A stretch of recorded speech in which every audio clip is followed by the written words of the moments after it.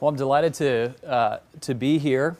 I know you've had several of my colleagues in here before. Can you all hear me? Yeah. Okay. They bring the best in at the beginning, and then the further along you get, you're stuck with me. So I apologize in advance. I'm going to talk a little bit about political polarization as well. So I know that Professor Hetherington was here early on and talked about polarization. He's really the expert on that. But I'm going to try to continue that theme in the context of talking about how presidents deal with political polarization. In particular, thinking about how President Obama, in the remainder of his term, is going to deal with polarization in Congress. Now, one of your members is Erwin Hargrove, and Professor Hargrove has a long history and a great reputation in political science, and he is one of the foremost scholars of the presidency in the United States and probably the world. And so if you have any hard questions, I'll defer those to Erwin. But the easy questions I'm happy to take as we go along. So just to give you a flavor of how I'm going to proceed, I want to talk a little bit about polarization just to refresh your memory about what we know about the basic facts of polarization. And then I'm going to talk a little bit about what can a president do to move policy or to change policy in an environment that's polarized, in particular a polarized Congress. And so we'll talk about how does the president move policy in Congress? Can they move policy in Congress? Or is it going to be all about blame game politics, where there's not really going to be a sincere effort to change policy, but rather all of the things that the president would do in Congress in terms of proposing legislation are an effort to get reelected? Or is it that the president actually wants to get something done, and if so, what kinds of things can the president do to move policy there? I also want to talk about something that gets less attention in the press about what presidents can do, and that's presidents moving policy on the administrative side through executive orders and through regulations that they can promulgate in the bureaucratic agencies that comprise the executive branch. So we'll talk about that a little bit, and some of that may be new to some of you. And in particular, I want to talk about a couple of recent things that the president has done that will be emblematic of a larger strategy of trying to make changes in policy administratively. Okay, so that's where we're headed.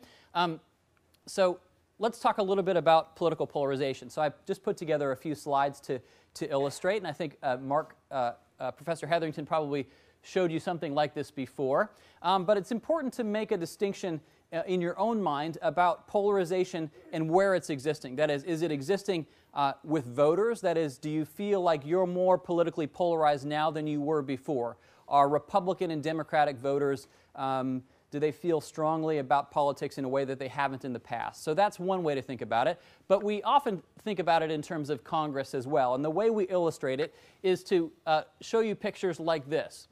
So here's an early Congress, so 67 and 68, the 90th Congress. And notice if we have members of Congress aligned from the most liberal to the most conservative, we naturally see, of course, that Republicans are more conservative and Democrats are more liberal. But notice there's this overlap in the middle between Republicans and Democrats in Congress. And what this signifies is that there are conservative Democrats, and you living in the South should be familiar with many conservative Democrats, and there are liberal Republicans, and these are often Northeastern or California Republicans. You know, the parties are different. The Republican Party in California looks a lot different than the Republican Party in Tennessee, and I think you probably recognize that if you have friends from the different states. So notice that there is this overlap, and why is that important for politics? Well, it's important because these are the folks that help make coalitions that allow legislation to be passed, so that a Democratic president can work with liberal Republicans and a Republican president can work with conservative Democrats. The Reagan coalition in many ways was Republicans and conservative Democrats to get things done. Now, what you notice over time, if we move to the 100th Congress or the 111th Congress, is that there's less and less overlap between the parties. So Democrats are more consistently liberal and Republicans are more consistently conservative, and there are fewer of these folks in the middle to make coalitions that are necessary for legislation to be enacted. And so this is the polarization that we're talking about in Congress that can be problematic. And what does that mean? Well, we'll talk about that in a moment. Now, what about voters like you and me? Well, voters are not as polarized as Congress. Now, it's true, for example, that President Obama is among the most polarizing figures in politics. That is, when Richard Nixon was elected, a majority of Democrats and a majority of Republicans approved of Nixon's performance early in his term. President Obama didn't have that luxury. The gap between approval between Republicans and Democrats is really, really high. So 85% of Democrats think Obama's doing a great job, and only 15% of Republicans think that Obama's doing a great job. That polarization is something that's new. But in terms of our opinions about politics, we seem to look different than Congress does. So here is a Gallup poll where we ask people, how would you describe your political views? Very conservative, conservative, moderate, liberal, or very liberal. And then here's the percentage of the American public that puts themselves in one of those categories. So 11% say they're very conservative, 6% say they're very liberal, 30% say they're conservative, 15% liberal, and then 36% say they're moderate. Now, in terms of this picture here, what that would look like if we all were in Congress is it would be a line that sort of bridges the gap between these two parties. So there is a difference between Congress and the American public in terms of how polarized the public appears to be. Now, just to give you some frame of reference that's close to my heart, here are Berkeley undergrads and my college students. Now, I will note, so here are the percentages that say they're very liberal nationwide. So it's 6 or 7%, 16, 17% say they're liberal, same percentage say they're slightly liberal, a bunch say they're very moderate, 32, 33%, fewer say they're very conservative. Notice that the Berkeley undergrads, a much higher percentage say they're very liberal or liberal. So Vanderbilt undergrads wouldn't look exactly like this. But just to give you a little bit of perspective here, so if we were to show you this for the public as a whole, notice the distribution looks something more like this in the middle of the spectrum. So 4 here would be moderate, and there's kind of a nice bell curve over that. Now, the American public perceives the parties as being very polarized. So this is their perceptions of, how liberal is the Democratic Party and how conservative is the Republican Party. So we perceive the parties to be very polarized, but we ourselves, when we're asked how polarized or what our views are, actually look to be relatively moderate, and then we sort of distribute ourselves along a liberal or conservative dimension. Okay, so this is a puzzle, right? Why is it that our elected officials would be so polarized, and why would our parties be so polarized, and yet we seem to be filling up the ideological space more normally than those elected institutions? And this is a puzzle that people like Professor Hetherington have been trying to solve for a while. Let's see. I'm going to skip ahead here. So there's a couple of reasons that are prominent. One of them is party sorting. Okay, so this is that we're losing conservative Democrats and liberal Republicans, that people who should have been in the Republican Party by their ideology are moving there, particularly in the South, and people who should have been in the Democratic Party by their ideology are moving there, particularly in the Northeast and California. So you can see that here. Here's the number of sort of white conservative Democrats, and their numbers are decreasing. And here are the number of Republicans in the South, this sort of pink or salmon color here, and their numbers are increasing. So the Democratic, so the South, which was solidly Democratic but generally pretty conservative, is now conservative but more solidly Republican, and that means there are fewer of these conservative Democrats to make up the middle that work with the Democratic Party but are ideologically conservative. The other story that people tell is that we have gerrymandering. So you get districts drawn, and these districts are drawn in such a way that now, instead of them being 50-50, Democrats and Republicans, so they're open and competitive, the districts are drawn in such a way that they're either heavily Democratic or heavily Republican, and because that's the case, the members who are elected from those districts tend to be very liberal or very conservative. And then when they get to Congress, they have a hard time working together because they disagree about so much. Okay, now, this is a compelling story, and we have lots of examples of it, but the problem with this one is, why then would the Senate be more polarized, right? Because the Senate is based on the jurisdictions of states which don't change, whereas House districts change every 10 years after the census. Okay, so you say, okay, that's fine, Professor Lewis. we have a sense now of, polarization. This sounds familiar. We've been, this is something we knew probably before we came in, but it's good to have a refresher. Why does this matter for the president in terms of what the president does? Well, here's why it matters.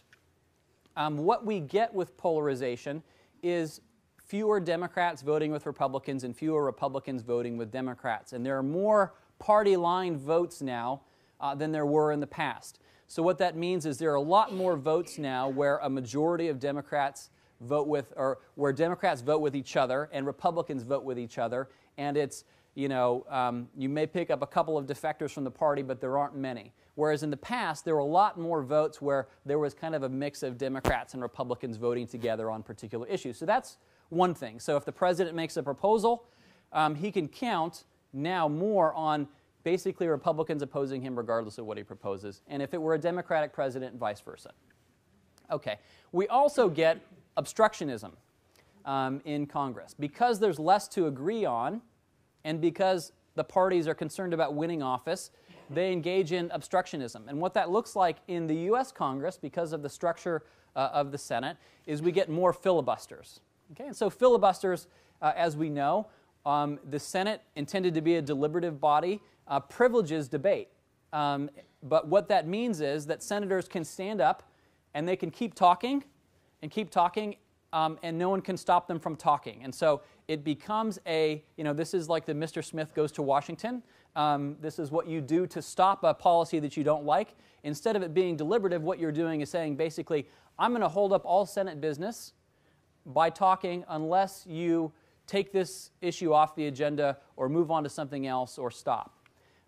So there are more filibusters occurring, or threats to filibuster, and there are more than efforts that have to be made to try to stop these filibusters. So in the Senate today, it takes 60 votes to what we call invoke cloture, which is stop a filibuster.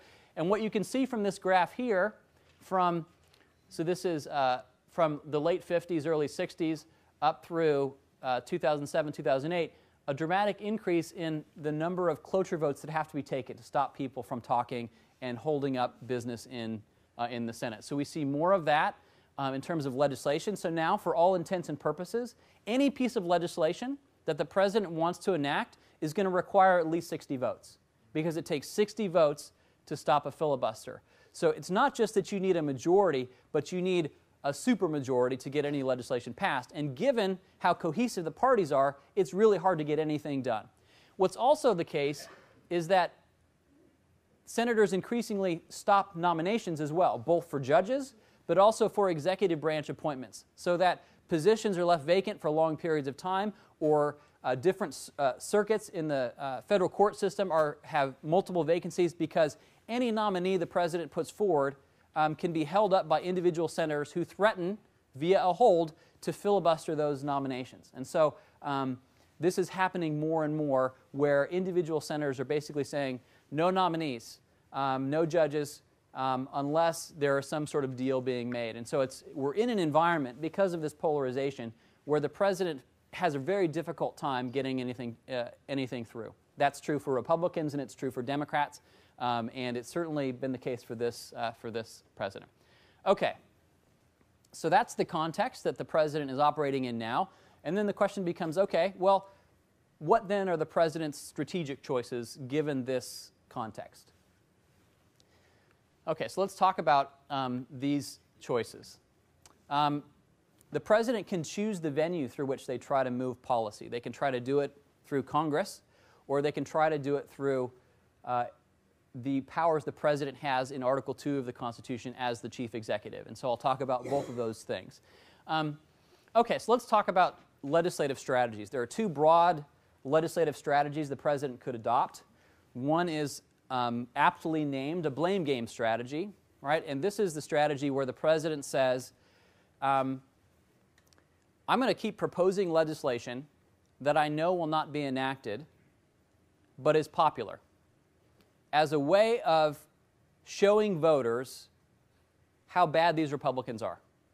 Okay, so he's going to find policies through polling that are popular with the American public, but he knows that Republicans won't pass, and keep proposing those and talking about those as a way of hurting the popularity of Republicans and winning election in 2012, or re-election, and then hopefully bringing more Democrats in, and then making policy change. Okay? Now, to be fair to the president, it works both ways. So what Republicans will do, if they take a blame game strategy, is they will pass legislation that they know the president opposes and has no chance of getting through, as a way of illustrating to voters that the president has views that are unpopular with the public, and make them update their beliefs about the president.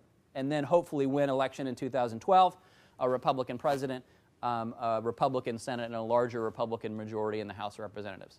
Now, that's the cynical view, or a cynical strategy, but one that is common in politics, and I think you can find plenty of evidence for it in presidencies in the last 20 years, and we'll talk about some examples from this one.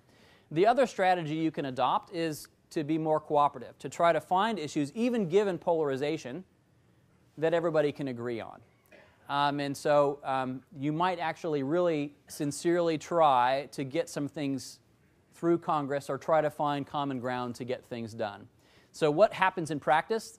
Presidents usually mix strategies. They choose both of those in some ways, or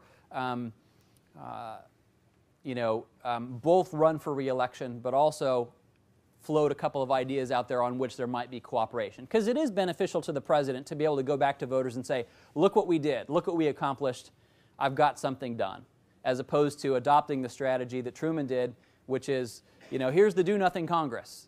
Now that's a strategy you can adopt, but it's also a, it has its risks as well. Okay, so that's the legislative strategy. We'll talk a little bit more about that. And then we'll talk about policy change by other means. Okay, so let's talk about what's happening with this president so far as a hint to what's to come for the rest of the year. So here's a graphical representation. I thought it was pretty clever from, I believe, the Times, about what the president said in the State of the Union address. Notice he talked about America and American more than anything else, which is no surprise. But we have some other words in there, and some other policy proposals. So what can we glean from the President's State of the Union address in terms of identifying his agenda, right? So Congress, the Constitution provides the President a formal constitutional power and responsibility, which is to inform Congress of the State of the Union. Now, historically, presidents from Thomas Jefferson to Woodrow Wilson gave the State of the Union in a written message to Congress. It wasn't until Woodrow Wilson resuscitated the practice that presidents began to give a State of the Union in a joint session of Congress. And it was a really controversial move by Wilson at the time that he resuscitated this practice. But presidents since Wilson have adhered to this practice of basically going before Congress and laying out their agenda, saying, here's what we want to do for the year. Okay, so what's the evidence here that the president's adopting a blame game strategy? Well, I think there was plenty of evidence in the speech that the president was campaigning for 2012 by the things that he said. So what are some examples of policies that the president proposed that have really no chance of being enacted in this Congress? The president proposed that the United States tax profits that companies earned overseas. Okay, so this would be a tax increase from the perspective of Republicans, and it is a popular view. It would raise revenue, but it has absolutely no chance of being enacted with a Republican control of the House of Representatives. The president knows that. The president proposed the Buffett rule. Right? So Warren Buffett's secretary sat next to the First Lady in the State of the Union address, and the point was made, Warren Buffett pays a lower tax rate than his secretary does. And so the president is proposing that millionaires pay at least 30% of their, pay at least in a 30% tax bracket. This is a good political move given all of the issues about Romney's wealth, right? So there was a lot of discussion in the Republican primaries about the tax rate that Mitt Romney pays, largely from his investment income. The president saying already, hey, really we ought to raise the tax rate of millionaires so they're the same as everybody else. That has no chance of passing a Republican Congress, but it is an electorally shrewd maneuver. Okay, so that's another example of a blame game rule. He also asked that that Congress guarantee the president's nominees for executive branch positions an up or down vote within 90 days.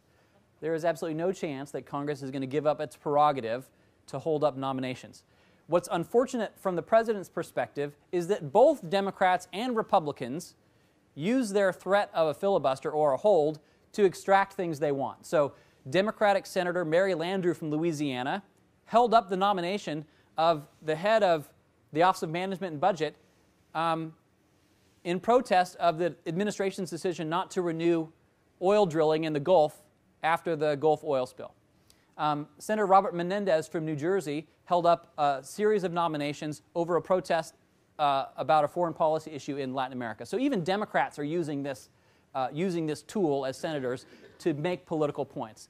So they won't do that. That's not a serious proposal. Now, what about cooperate? What's the evidence that the president actually has some idea of working in this environment in a way to get things done? Well, you're not going to, as a Democrat, make Democratic proposals that Republicans are going to support. So what do you have to do? You have to come up with things that either divide the Republican Party and maybe the Democratic Party, or issues on which they're kind of good government kinds of things that everybody can agree on and it's hard to oppose. So what are some of the things the president proposed?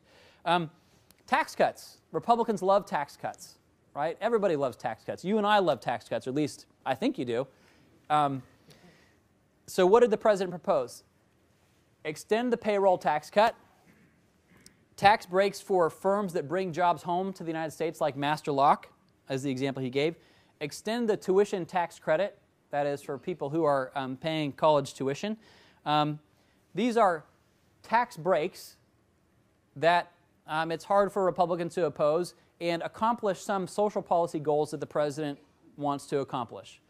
So payroll tax cuts provide middle-class workers a little bit more money in their pockets. And the theme of the president's speech in many ways was, you know, the president's for middle-class fairness while Republicans are for millionaires, right? That was the subtext of the State of the Union address.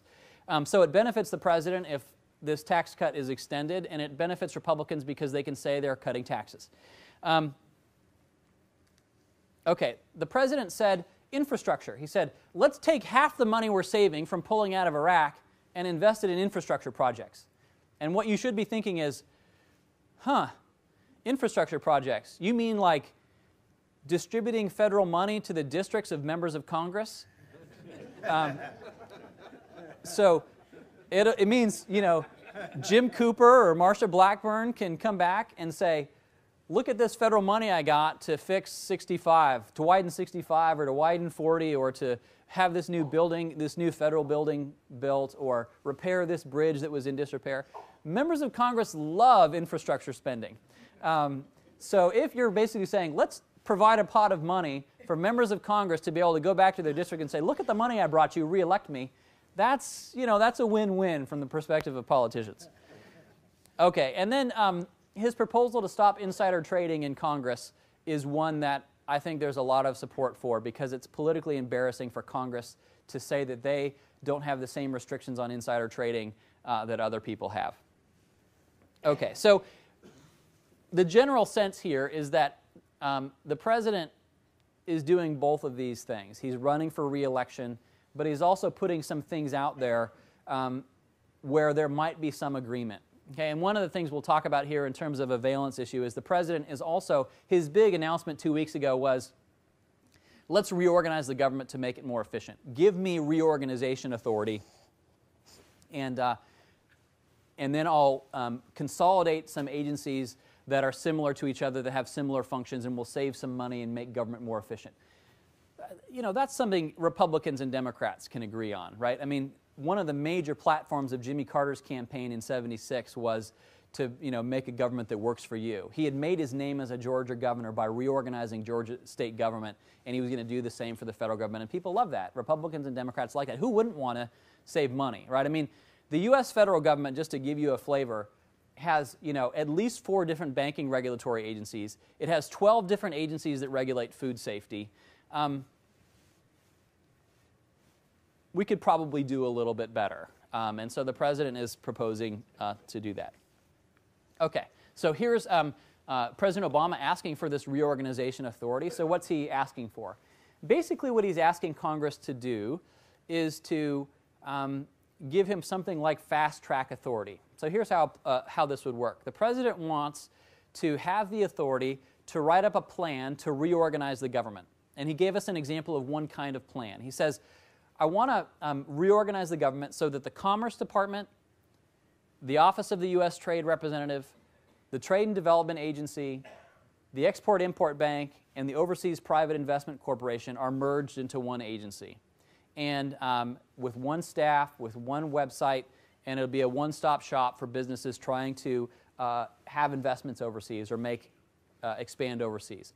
And then what he wants to do is have the White House produce this plan that merges all these agencies together, and then he wants Congress through law to guarantee that they will vote this plan up or down within 90 days. So it guarantees a vote up or down. Congress isn't going to be able to amend it, right? So the president's concern, and this is a concern that Democratic and Republican presidents share, is you get something like the Department of Homeland Security if Congress does it itself. Okay, so the Department of Homeland Security is the most recent major reorganization that Congress had a hand in. There were 40 different agencies involved in national security related to terrorist incidents like the attacks on the World Trade Center in 2001. The Department of Homeland Security merged 22 of those, and arguably not the most important 22, into one large department. Now, what's great about this story from the perspective of politics is that these different agencies, all of the agencies that ended up in the Department of Homeland Security, so think here like the Coast Guard, the Customs Service, the Border Patrol, Immigration and Naturalization Service, these agencies all were seen by different parts of Congress. Different committees oversaw them. And during the negotiations over the creation of this department, every one of those agencies had been voted out of the Department of Homeland Security by the committee that oversaw them. They all wanted to protect their own turf. So eventually it took some legislative maneuvering to get any department created at all. But the concern with Congress doing this is that they're not very effective at thinking holistically. That's why we have 12 food safety agencies in the first place. There's a particular problem. They create a piecemeal solution to that problem without thinking, how is this all going to fit together in some sort of larger picture? So the president wants to have this reorganization authority as a way of doing this. Now, should Congress be concerned? Yeah, they should be concerned, because if you're giving the president more power, you're giving the president more power. You're basically saying, we're going to give up our responsibility to design the bureaucracy to the president. And the president's designs for the bureaucracy probably are going to disadvantage Republicans. And there's going to be some politics that works its way in there. Okay. So that's what he wants to do. Take these 15 cabinet departments and all the bureaus and 55 to 60 independent agencies and design them in some sort of more coherent way. That's what the president is proposing. And that's it's a good government thing. I think it sounds reasonable on its face. Republicans are going to be suspicious. Naturally so, because they're going to worry about how the president's going to use this authority. And there's reason for that. John F. Kennedy, for example, tried to use this authority to create new cabinet departments in a way that made Congress upset. And so they're a little bit wary. Okay. Let's talk about the non-legislative side. So we've talked about what the president might do in Congress. What can the president do without Congress, ignoring Congress? So let me talk about a couple aspects of this. So one is unilateral action. And by this I mean things like executive orders, executive agreements, national security directives. You might lump signing statements into this category. And then I want to talk about administrative action, things that the president does through his appointees or his bureaucratic officials in the executive branch to make policy decisions. So we'll talk about each of those. And then I just want to note for you, I won't talk about it in great detail, but presidents naturally, when they confront problems in Congress, turn to areas where they have more authority. And foreign policy is an area where the president has a lot of authority, and he can do lots of things without Congress's approval. And so you'll see the president paying a lot more attention to foreign policy issues. Okay, so let's talk about unilateral action. So what are some examples? The president, starting in the fall, inaugurated what he called the We Can't Wait campaign. That is, we can't wait for Congress to act. There are too many important problems, so we're going to start issuing executive orders, one a week, that will help the American people and sort of do it in a way that's consistent with this broader theme the president has for re-election. So what are some examples of these things? One of the first ones was to order the FDA to investigate shortages in prescription drugs to make sure that prices stay low. We're still working to try to deal with the housing crisis that was created, so he's directing the Federal Housing Finance Agency to figure out ways to help families whose the value of their homes has gone down dramatically in the housing crisis, programs to help veterans get jobs, and then a couple of things related to student loans. So one of the big crises that's coming that people don't talk a lot about is student loans. It's really easy to get student loans with the growth of private colleges and universities. Whether it's online or whether it's the University of Phoenix or whether it's, it's easy to get credit to take these classes. The degrees you get may or may not be valuable. People may or may not finish those degrees, but the amount of debt associated with tuition is higher than the amount of debt that people have for credit cards. Okay, so this is not something that's going to go away, and it affects an important demographic that votes. Young people, right? Students who want to go to college, 18 to 24, people who turned out in large numbers for the president in 2008. So the president is figuring out ways of reforming student loan processing and easing repayment burdens on people who have left college. Okay? And there is substantial discretion in the law for the president to do that. So one of the things the president's doing is an executive order a week on a particular issue, often targeted to particular demographics that may be relevant for the election. Okay. Another part of this theme might be recess appointments. Okay, so you may have caught wind of this controversy over recess appointments. This is terrific politics, by the way. So what's the story with recess appointments and what happened in the last 2 weeks? Well, the Constitution provides the president a limited number of powers. What's really interesting about the Constitution is Article 1 is very clear. Article 1 deals with Congress, and it says, Congress has the powers herein granted. And it lists all the powers that Congress has. And then you go to Article 2, where it describes the presidency, and it says, there will be a president of the United States that has the executive power. And then you're like, what's the executive power, and where are all the other powers? One of the other powers the president has is the ability to nominate, with the advice and consent, the principal officers of government, and then in the recess of the Senate, make these kinds of appointments. So Article 2, Section 2 says, the president shall have the power to fill up vacancies that may happen during the recess of the Senate by granting a commission which shall expire at the end of the next session. Okay, so why this power? Well, what we often forget is that early in the Republic's history, Congress would go 8 or 9 months without being in session, right? People didn't live in Washington. They lived in their home states. They would travel to Washington for a short period when Congress was in session. They would live in boarding houses in Washington, D.C., and there's great political science work that talks about, did people who lived together vote together? That is the fact that you took meals together and lived in the same boarding houses affect the way that you behaved once you were in Congress? In fact, the early Supreme Courts used to live together in the same boarding house. And that was explicitly the idea. It was, if the Supreme Court lives together, eats together, takes meals together, they'll reason together, and they'll come to the same conclusions about what the law means. And there are very few dissents in this early period. Now it's like there are 9 different law firms working together in the Supreme Court building, and they don't talk to each other, except arguably when they play basketball in the Supreme Court building in the highest court of the land. There is a basketball court in the Supreme Court building. Okay, so Congress would be out of session for long periods of time, and because that's the case, if vacancies emerged during those periods when there wasn't anybody in Washington, they needed some way to fill executive branch positions. And thus, the Constitution includes this provision that allows the president during recesses of Congress to fill positions. Now, the filling of those positions was intended to be temporary, right? It says only until the end of the next congressional session. It's a stopgap measure. Over time, presidents have interpreted this power to mean any time Congress goes in recess for more than 3 days, they can make recess appointments. Okay? Now you can imagine, you can project what the next step is, right? They sort of say, okay, you don't want to confirm my nominee to be ambassador to El Salvador? Okay, you don't want to confirm my nominee for the National Labor Relations Board? okay, you don't want to confirm my nominee to be the head of the Consumer Financial Protection Bureau.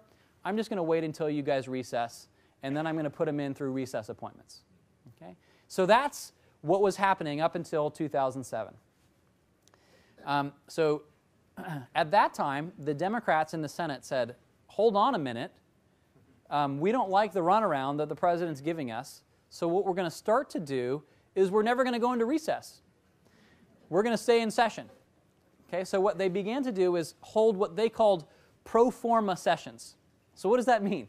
Well, it means in practice, everybody's gone home. But every 3 days, a senator from one of the local states, so Mark Warner from Virginia, will show up in the Capitol, and they'll go to the Senate chamber, and they'll gavel in the Senate, and they'll say, I call this session into order. Without objection, I'm going to gavel us, business done for the day. And they don't get any objections because there's nobody there. So they're sort of staying in session as a way of preventing these recess appointments. So what's the immediate controversy right now? Well, the immediate controversy involved a nominee for the Consumer Financial Protection Bureau, Richard Cordray. Okay, so if you watched the State of the Union, you saw him there, and it wasn't an accident that he was in the audience. Okay, so what's the deal here? Well, the recent financial reform legislation, which Republicans oppose, right? So there are two different views about this legislation. Democrats will say the financial reform legislation was a necessary corrective to the problems that led to the financial crisis in 2008. Republicans will say it's an aggressive effort to regulate the market by Democrats that's going to kill jobs and restrict economic growth. And because Republicans hold the view that they do, they basically said, we've created this new agency whose responsibilities involve regulating mortgage originators, payday lenders, and credit card companies. That's the job of this new bureau that was created by the Dodd-Frank legislation. And they said, we're not going to confirm anybody to run this agency until we get some changes to the law. So because there was no head of this agency could not promulgate the regulations necessary to put those regulations into place for credit card companies and payday lenders and mortgage companies. Republicans said, not going to do it. And the Republican minority in the Senate went to the majority leader, Harry Reid, and they said basically, you have to keep us in pro forma session over the summer because we don't want anybody heading this agency. And Harry Reid naturally would say, well, I'm the majority leader. I get to decide these things. But the Republicans basically said, if you put the Senate into recess, we're going to hold up every nominee from this point forward. We're going to, invoke Senate rules. They're going to slow down the business of the Senate, and things are going to come to a grinding halt. And so Harry Reid said, okay, I'll keep us in pro forma session. And the Senate was in pro forma session all summer. They were in pro forma session all the way through December. And no one headed the Consumer Financial Protection Bureau. There were a couple of other positions that were going to come vacant at the end of this first session of the 112th Congress, like positions on the National Labor Relations Board, that the president was not going to be able to fill. So what did the president do? The president made a recess appointment. Now you should be saying, but wait, Professor Lewis, isn't the Senate in session? And the answer is, the Senate thinks it's in session, but the president argues that they're not really in session. And so what the president did was he made a recess appointment to Cordray and to some members of the National Labor Relations Board, which has been the subject of a ton of controversy because of decisions about Boeing's efforts to move a plant and jobs to South Carolina. He made recess appointments to Cordray and people on the NLRB, even though the Senate argued that it was in session. Now, can the president do that? The president did. So we won't know until a court makes a ruling on these nominees. And what's at stake? Well, what's at stake is the Senate's own ability to decide when it's in session and when it's not in session. And so the court's going to have to decide, is the Senate really in session, or is the Senate not in session for the purposes of making a recess appointment. And they might also define more clearly the contours of the recess appointment power. So there is a case going through now where they've begun to take up this argument that these appointments are unconstitutional, but it's unclear exactly how quickly the courts will rule on it. Now, Congress could do something about it, right? The Senate could, refuse to appropriate money for his salary, but the Republicans are in the minority. So it's going to be difficult for Congress to do something about it, other than the kinds of things they threatened to do in the first place.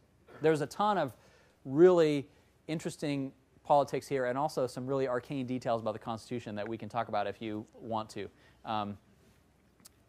But I won't go into too much detail about that unless you prefer to. Okay. So what other kinds of things can the president do? Well, what people often don't realize is how much policymaking authority has been delegated from Congress to government agencies, right? To do things like decide whether affirmative action is the policy of the U.S. government, whether over-the-counter abortion pills are available to women, what kinds of interpretation we'll have on civil rights laws. Those are decisions made by bureaucratic officials, not by Congress. Congress has delegated to bureaucratic officials the authority to make these decisions. How much mercury can we have in drinking water? Should carbon dioxide be regulated as a greenhouse gas, which endangers the environment? Should tobacco be regulated as a drug? Those are all decisions that are in some ways made by executive branch officials. And so because the law gives a great deal of discretion to bureaucratic officials to set policy, the president can use his authority through his appointees to promulgate regulations that change policy. So here are some examples here. So now that Cordray is in place, you'll see rules that will restrict the kinds of things that mortgage originators and processors can do. You'll see greater regulation of payday lenders, the kinds like you would see, for example, on Church Street. And you'll see more regulation of the kinds of things that credit card companies can do, the kinds of rates they can charge, the kinds of decisions they can make about your accounts. Promulgate CAFE standards. Those are fuel efficiency standards that all automobile companies have to abide by. Environmental regulations. The president, has already begun rolling back regulations with regard to coal mining and certain types of practices like mountaintop mining in places like West Virginia and so forth. So those are the kinds of things that the president can and has and will continue to push through as a way of moving policy to build up a portfolio that he could take to the voters in 2012. Okay, so what are some of the, what's the big picture here? From my perspective, polarization is going to be a problem after 2012, just like it's a problem now, whether it's a Republican or a Democratic Congress. I mean, obviously, some of this will depend on what happens in congressional elections in 2012 and what the composition of the House and the Senate are, but this is not a problem that's going away. This is a problem that's going to be in place for a long time, and it's going to make things hard to do in Congress. Now, we'll have a brief respite after the election because there's generally deference to a new president that's elected. Generally, we interpret there being some kind of a mandate, and Congress will often take a back seat, although less now than in the past. But there's going to be a problem. And so up until then, a limited legislative agenda. Congress and the president are going to agree on very little. They're going to continue to play blame game politics. They're going to continue to propose legislation that the other won't approve that's popular. And the president's going to turn his actions to we can't wait and regulation and foreign policy, building up a portfolio. He's going to be praying every day that the economy takes a turn upward. Okay, so I'm happy to entertain your questions. Yes, sir? Two questions. One is, as a congressman or senator, I'm always working on the next election. And so I'm wanting to make sure that my input of money for my election continues on by catering to the many interests that come to my office. Yeah. Number two, so that's one question. How sensitive is that issue? Number two is, as a president, can the president create, by his popularity, a central change in how the populace might view something where pressure could be brought to Congress? Okay, so let me take the second question first, and then I'll go to the first question. So let me repeat the question so everybody can hear. So the first question was, what's the role of special interests in how does that going to factor into the behavior of members of Congress, but also the president in terms of policy making? Is that a fair characterization? And the second question was, can the president, through public speaking or public approval, influence the behavior of Congress to do what the president wants? Is that a fair? Okay, so let me take the second of those questions first. So this is kind of the standard view of the presidency, which is in the face of a Congress that's obstinate, the president can go over the heads of members of Congress directly to voters, and then those voters will put pressure on their member of Congress to change their behavior in line with the president's views. So that is the standard view. You could argue that, for example, Reagan's first tax cuts looked a lot like that. That what Reagan did was went on television and said, look, call your member of Congress, tell them this is what you want. And members of Congress did change their behavior.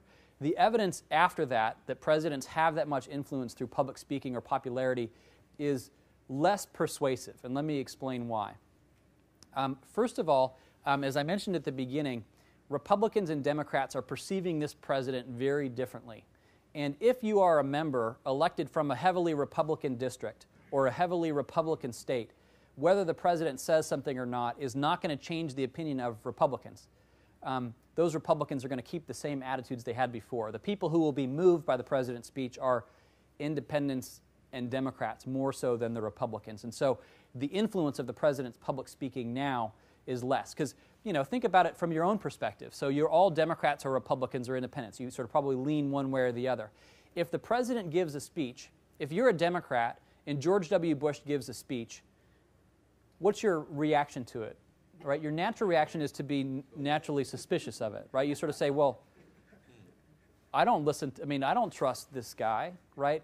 And if you're a Republican and President Obama gives a speech, you have the same reaction. You say, I don't trust this guy. This isn't going to change my view. And because that's the case, it's hard for presidents in this polarized environment to move public opinion in a way that members of Congress, particularly Republicans, would be sensitive to it. So that's one problem. The second problem with it is that it's harder for the president to get the public's attention. The change in the media environment has had a dramatic influence on presidential power. So remember, think back just 30 or 40 years, right? You come home from work, you want to watch television. What do? You turn the television on, and what's on at 6 o'clock or 7 o'clock? The news, right?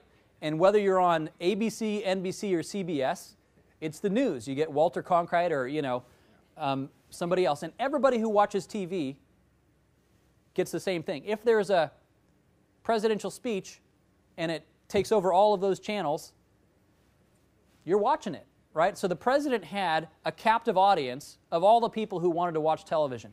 What happens? Cable comes along, right? So then if you don't want to watch the news and you want to watch Gilligan's Island or Laverne and Shirley or Happy Days, you can do that, right? Or and so people stopped watching the news. Well, at least the people who didn't want to watch the news in the first place stopped watching the news. People who wanted to watch the news got a ton more sources, right? You could go to CNN or you could go to Fox or MSNBC. And the internet also comes along, right? So people don't have to watch TV, they can do other things. And so what I'm trying to say is that it's harder for the president to get everybody's attention. And you'll see, in terms of audience share, the president's ability to reach people through public speaking has gone down. And the proliferation of media outlets means there's also more voices and more interpretation of the president speaking than there was in the past. So a soundbite from a presidential speech in 1968 would be on average about 45 seconds long. A soundbite from a president's speech now on the news is about 7 seconds long. Okay, so what that means is the president has also lost control of their ability to talk directly to people. Rather, everything is filtered. It's filtered through the news outlets that you watch. So president speaking it's a tool that can still be used, but it's harder. So what presidents have taken to doing is now targeting particular demographics, right? You go in particular places so you go on MTV, or you give an interview to Golf Digest, or to Oprah's magazine, or you go on the Jon Stewart, The Daily Show, right? And why is that? Because what you're doing is what we call narrow casting. You are no longer doing the big broadcast. You're instead going to particular demographics and trying to break it down with the group that you feel like you need to influence. So it's harder for presidents now. Now, in response to your first question about the role of interests, you're absolutely right that interests will play a large role in the behavior of particular members. And less so for the president. Most of the research we have on the president suggests that it's not that presidents behave in such a way that interests come to them and tell presidents what they want and how they should do things, but rather it works the other way. Presidents want to do things and then they organize interests to then put pressure out. They sort of direct things that way, whereas members of Congress are in contact with interests all the time that have sort of strong vested interests. Because of the role of money and the liberalization of campaign finance, the role of these interests is only going to increase, right? Look at the role of the super PACs in this Republican primary. It's unbelievable how much money is being spent, and for what? Some of the most negative advertisements we've seen in the history of American campaigning, arguably the most negative. So what does that do? All that does is increase friction in the political process so that the costs of doing legislation are higher because interest groups are watching, they're advertising to the members what members are doing, and they're able to threaten to withhold money, support, campaign work for members that go against their wishes. And so the transaction costs of getting anything done just get higher because of the increased role of these interests in politics. Let me sort of move around. Yes, ma'am. On the graphs that you showed about polarization moving further and further over a long period of time, is that something like financial trends or other trends that kind of you see that happens and comes back and happens and comes back, or are we on unknown territory where the backlash to dysfunctionality is such that it pushes you back to cooperate?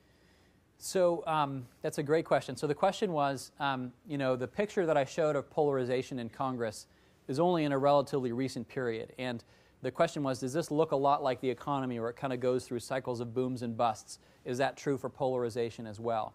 The best work on this that I've seen suggests that there is a comparable period of political polarization in the U.S. in the late 1800s. So remember, this is the period where, you know, you're talking Southern Democrats who had been disenfranchised as a result of Reconstruction and their views relative to Republicans that had won the Civil War and enforced that Reconstruction. And that's a lot of political disagreement. So the stuff they say now is we're sort of in a comparable period in terms of how much the parties disagree and dislike each other. Now the question is it going to sort of cycle back down to you know, is the heat going to go back down to some sort of level?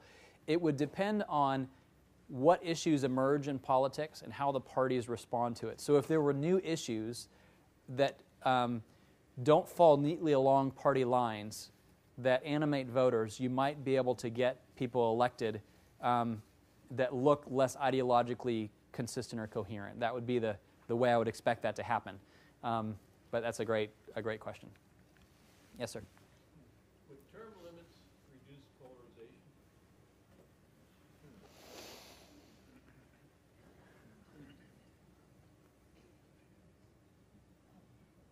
The question is, would term limits reduce polarization? Let me ask you a little bit. So, is there more behind the question? That is, you have an idea in your mind. So articulate that for me, if you would. I just favor term limits. I think my students favor term limits as well for faculty members. Would term limits reduce polarization? I guess my answer to that is, so this is just off the top of my head, so feel free to disagree. My answer is probably no. And the reason is that, so let's say you believe the gerrymandering story, right? That people are elected from heavily Republican districts or heavily Republican states or heavily Democratic districts or heavily Democratic states. Whether you rotate people through those seats in those districts, it's going to be the same kind of person ideologically to win that election.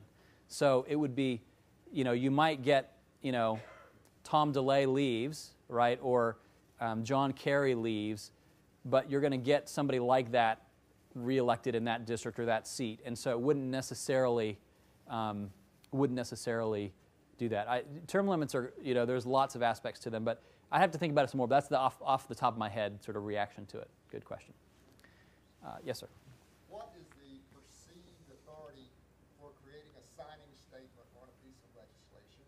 And secondly, do you have any data that says how often a president actually invokes the action he stated in his signing statement? Okay, so the question was about signing statements.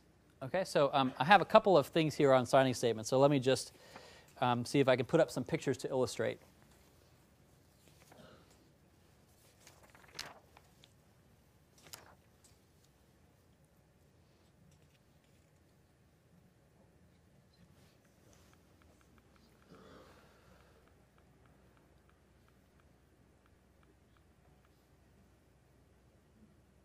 Okay, so what's a signing statement? Okay, so a signing statement, this is also a really interesting area in the development of presidential power. So what's a signing statement? A signing statement is a document that the president attaches to a piece of legislation that they're signing that explains their views about the legislation that they're signing. Now, starting in the 1980s, the Reagan administration believed that their view about what a law meant should inform what judges do, right? So presidents like Reagan and everyone since Reagan, so Democrats and Republicans, said basically, look, we're a legitimate part of the lawmaking process, and why should we take as definitive what Congress thinks that it's doing in passing a piece of legislation? So what the Reagan administration proposed and what they began to do was to use signing statements as a way of saying, here's what I think the law means, so that judges, when they were interpreting statutes, would have the president's views and Congress's views in deciding what legislative intent was. That was the original idea of the Reagan Justice Department. Now, signing statements have been issued for a long time. Most of the time, they say things like, it's terrific that we're doing this, it's going to be great for America, hooray for everybody. They began to have policy substance most dramatically starting with the Reagan administration, and it was for this legislative purpose. Over time, what has begun to happen is that presidents have begun to use signing statements to signal their own interpretation of the law, not just for courts, but also for bureaucracies. Okay, so let me give you an example. So this became a big issue in the Bush administration because he used them more aggressively than previous presidents have, but President Obama has been using some as well. So let me give you an example. So here is a signing statement attached to the Omnibus Appropriations Act of 2009. So today I've signed into law H.R. 1105. The bill completes the work of the last year by providing the funding necessary for the smooth operation of government. So basically Congress finally got their act together, passed a bunch of appropriations bills as one bill. The president signed it. Okay? Now, not surprisingly, given a bill that's 3,000 pages long, you're going to have some problems with some of the parts of it. So the president says, as I announced this past Monday, it's a legitimate constitutional function and one that promotes the value of transparency to indicate when a bill that is presented to the president includes provisions that are subject to well-founded constitutional objections. Okay, so the president is saying basically, if this bill includes things that are unconstitutional, in my view, I'm going to take them as being illegitimate, advisory, and I'm not going to enforce them. So he gives he then lists a series of provisions of the bill that he thinks are unconstitutional. Certain provisions of the bill in Titles 1 and 4, I won't go through all the details, would unduly interfere with my constitutional authority in the area of foreign affairs by effectively directing the executive on how to proceed or not proceed in negotiations or discussions with international organizations and foreign governments. Okay, so he says, look, this provision of the bill, it violates my constitutional authority to conduct foreign policy, and therefore, I will not treat these provisions as limiting my ability to negotiate and enter into agreements with foreign nations. Basically says, it's unconstitutional, I'm going to do what I want to do, regardless of what you've said. Okay, so what's the issue here? Well, the issue is, Congress says, well, wait a minute, this is like a line item veto, right? You're basically saying, here are the provisions of the bill I like, here are the provisions of the bill that I don't like. You can't do that, that's not constitutional. Okay, so what's the status of this in terms of its legal authority? The answer is, we don't know yet. It hasn't been adjudicated in the courts. We also don't know how big an effect it's had on bureaucratic behavior, right? Because the agencies then that are administering this law have to decide, am I taking Congress's interpretation or am I taking the President's interpretation about what this law means? And there haven't been any good studies yet that drill down deep enough to know, whether this matters. So the classic case here is the Detainee Treatment Act. Okay, so there were lots of concerns after Abu Ghraib about the treatment of detainees, right? And one of the biggest proponents of changing the way that we make decisions about detainees was John McCain, because McCain had been a prisoner of war. He worked aggressively to include in the Defense Authorization Bill in 2005 the Detainee Treatment Act, which basically laid out standards for how detainees should be treated. President Bush opposed that law, that part of the law, as a violation on his ability to conduct foreign policy and provide national security. He eventually relented in a very public ceremony with John McCain. They shook hands and said basically, okay, we're going to include the Detainee Treatment Act in the Defense Authorization Bill. Basically, you win. The next day, the President issues a signing statement that says the Detainee Treatment Act, I'm going to interpret it as if it's, it doesn't violate my provisions of the Constitution as I understand them. Okay, so what's the big issue here? Well, what you have to ask yourself is, do I want presidents that enforce unconstitutional laws? Okay, that's the first question. And the answer to that question is, well, probably no. But then the second question you have to ask yourself is, but what happens if the president's interpretation of the Constitution is wrong? Right? How do I make sense of this then? And that's the sticky area where we are. And so this is still up in the air. It still requires clarification by the court. They're still being used by Republican and Democratic presidents, much to the chagrin of Congress. Congress has not acted aggressively to protect its own interests here, partly because it's difficult. Let's suppose that Congress comes back and says, they pass another law that says, your signing statement says you're not going to do this, but oh yes you are. Then what happens? The president either vetoes it, or he says in his signing statement, this is a great law, but it's really unconstitutional, so I'm not going to abide by it anyway. Okay. Does that answer your question? Okay. Yes, ma'am. How are we becoming ungovernable with this polarization?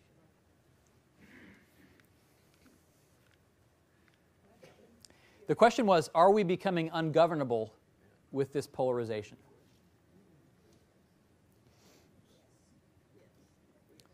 I don't think it's gotten to that point yet. I'm still hopeful. I'm still hopeful. What it does do is it makes it more difficult to do new things, to get new legislation passed. But there's plenty of legislation that's already been passed that governs, day-to-day what's happening. So far, political pressure has forced them to do things like pass appropriations laws and, confirm enough people to make the government run. I think that, this kind of polarization can hold things up until the point where the vast majority of the public, the moderate public that we see, becomes aware of it, and it becomes clear that there are political consequences to dysfunction. The American public, particularly the moderate American public, is less informed about politics. They have a shorter attention span. They don't spend much time thinking about politics, and they're not activated very much. Only only when things get to a crisis point does that part of the public tend to pay more attention.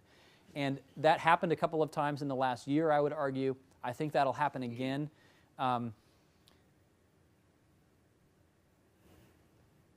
And I think that there's room in the American political system for politicians to be elected whose platform is something like Perot's in '92, right? What was Perot's whole campaign about in '92? It was, Washington is dysfunctional, we can't balance our budget, government doesn't work very well, right? It wasn't a sort of explicitly ideological platform. It was, Washington dysfunction has got to change.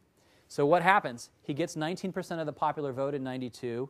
Then the Republican Party, wanting to pick up those Perot votes, moves in, adopts those issues, puts them in the contract with America. Perot's support fades, but the Republican Party is changed to sort of pick up those issues. So I think there's still room for politicians to emerge that say that raise the concerns that you raise and say, we've got to do government different. And if those people get political support, the other parties take notice and say, okay, we've got to adjust what we do. Yes, sir. What do you think would happen in regard to polarization in the event that the President and the Senate and the House were all in the same party and in substantial enough majority to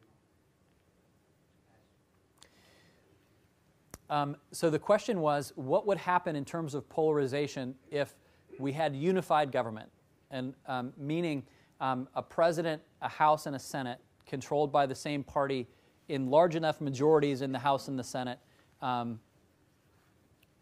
Would polarization still be an issue? Well, in that case, it would be less of an issue in terms of the functioning of Washington, which is in some ways what both parties are hoping will happen in 2012. What you obviously want is a House and a Senate and a presidency controlled by your party so that you can push through your agenda. Now, I will say that recent historical experience suggests, however, that the majorities would have to be pretty large. So President Obama was elected pretty handily in 2008. He had a Democratic Senate that had 60 votes, and he had a solidly Democratic House, and still had an extraordinarily difficult time legislating. So just think about the health care debate, right? It ended up on a party line vote, right? And 60 senators wasn't even enough to ram through the particular kind of health care reform that he wanted. He didn't get what he wanted. He got something else that was the result of a compromise with, Ben Nelson, right? So Ben Nelson is the 60th senator. So what does he do? He extracts concessions from the government, the Cornhusker kickback, which is basically, federal government, you agree to pay Nebraska's Medicaid expenses forever.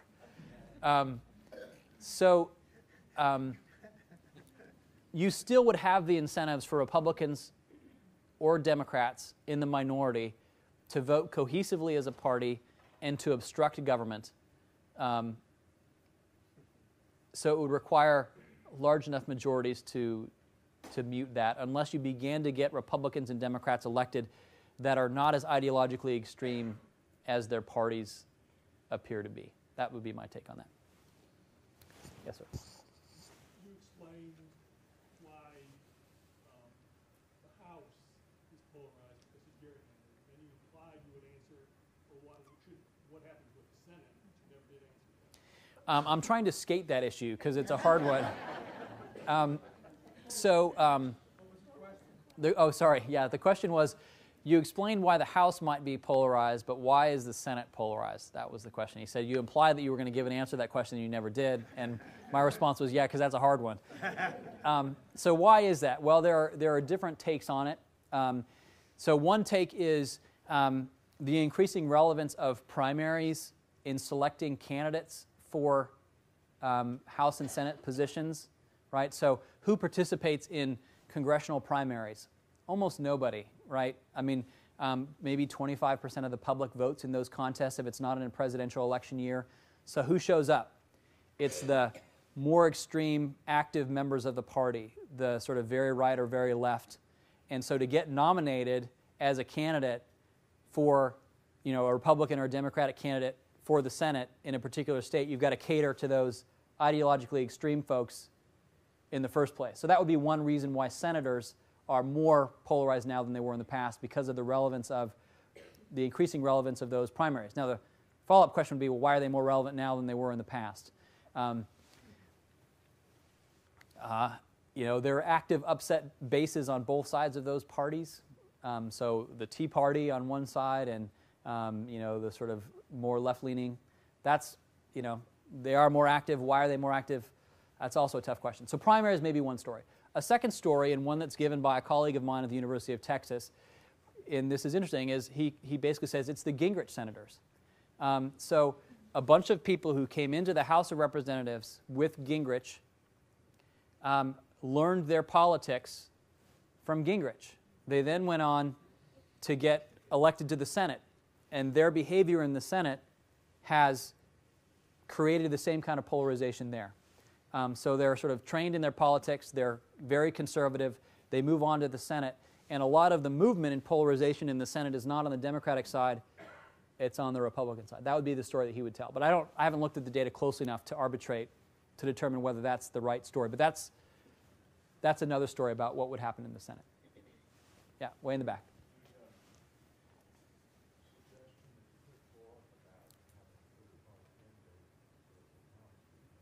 I'm sorry, can you speak up a little bit, sir? The suggestion you made about having a third-party candidate as a common treatment before this book, do you have any other thoughts as to what would break through this polarization beside that? So how do we solve the polarization problem? Well, one of the so there are different proposals here, and I would again defer to my colleague, Professor Hetherington. So what are some of the things we can do? Well, some of the things that people talk about is having more democratic processes involved in creating districts, so that the parties, so what happens? So there's a census every 10 years, then state legislatures redesign congressional districts and have those congressional districts drawn in a way that's based on other principles than, say, incumbency protection, or grouping all the Democrats in one district and all the Republicans in another, rather contiguity or some sort of natural division between Republicans and Democrats. So you could change the structure of districts so that the kinds of people that can get elected have to be more moderate than otherwise. Yeah. The thing is that it's not in their best interest to do that, any more than it's in Congress's best interest to put in campaign reform and do away with these tax and all that other stuff. So why, it's really concerning when you think about it. These things would have to come through Congress, and Congress wants to protect their own butts. It's really Yeah, you're absolutely right. I mean, these districts are drawn this way for a reason, right? It's in somebody's interest to draw them this way. That's why they're drawn this way. Now, there are some states that are sort of experimenting with different ways of doing this, and the courts have played a role in some states because they're subject to court challenges. States that have referenda and things like that are often more open to forcing their states to do congressional districting differently than other states. So states like California and some of the states that sort of drew their constitutions in a way that was sensitive to progressive concerns have these sort of features. But that's one way we could do it, but it would require voters to demand that this happens. And that's, state legislatures being responsive to voters, I'm going to let you, sort of be the judge of that. There are other things as well. So primary rules can be, you can have open primaries, which allow anybody to participate in a primary. That moves candidates more to the middle than closed primaries, where it's all partisans that participate. So you can have those kinds of rules. Those are the things that I can think of off the top of my head. But it's this current place, the way things are now is there for a reason, and it's, as you suggest, because it's in the interest of certain political actors to have it be that way. Yes, ma'am. Could you a little bit about this change or liberalization of financing, and what you see as the big result of that if it isn't stopped? So the question was, can you say a little bit about the change in financing and what the effect of that is if the trend continues? Well, there are different views about this. So what happened? Basically, the Supreme Court has, in various decisions, removed restrictions on people spending and contributing with regard to politics, and they do it on the basis of the First Amendment. They sort of say, you have some protections in terms of where you spend your money and what you do with your money in terms of political advertising. That's protected free speech. It's political speech, and so therefore Congress can't regulate it. The problem is that what that does is open up politics to be influenced by basically raising tons of money, spending it, running advertisements, and the question is, well, is this good or bad for democracy? Well, it's bad in the sense that it becomes it's prohibitively expensive to run in a campaign. So it's difficult for somebody who's, on a regular income to mount a campaign because it costs so much money, and you spend all your time going around asking for money. So, these presidential candidates last year are going around trying to raise $300,000 a day, right, to mount a campaign. We may spend, the president's campaign may spend $1 billion for the first time this year. Okay, so that's a problem, right, because it means somebody who doesn't have a lot of money, or the networks that allow them to raise a lot of money, is now uncompetitive. You may have concerns about the negativity or the way that these campaigns or the misinformation that they produce because there's no accountability, right? You have these sort of independent groups that are going to be raising lots of money, spending them. Now, my colleague, Professor Gear, who you heard from last time, basically says, well, all this concern about negative advertisements is, he says it's in some ways overblown because in some ways the negative ads are the most informative ads. They draw contrasts between candidates in a way that's helpful for voters as opposed to the ones like, you know, I'm a dog lover, you know, I'm a family person, you know. That doesn't tell you anything about the candidate that you need to know. But the contrast ads say, you know, voted for tax increases 18 times, you know, is against the environment or, you know, whatever. Now, whether that, you know, John is more enthusiastic about negative ads than I am. So I think there are real downsides to it. You know, so you're getting my personal opinion. My personal opinion is that the political system worked better, particularly at the presidential level, when we had a public financing system. So what the presidential candidates had to do up until, you know, the last couple of elections was basically raise a certain amount of money from a certain number of donors in small enough amounts, and then what the federal government would do is match the money that they raised, but in order to get federal money, you had to agree to spending caps. So we'll help you raise money, we'll match the money that you raise, provided you do certain things that we think are good, like not spend millions and millions of dollars. And I don't know what we're going to do. You know, you can wait until the Supreme Court changes and makes a new decision. You can get a constitutional amendment, or we can live with the system that we have and try to work around the Supreme Court decision in ways that are consistent with the law. But I think it's a problem for democracy. Okay, thank you all.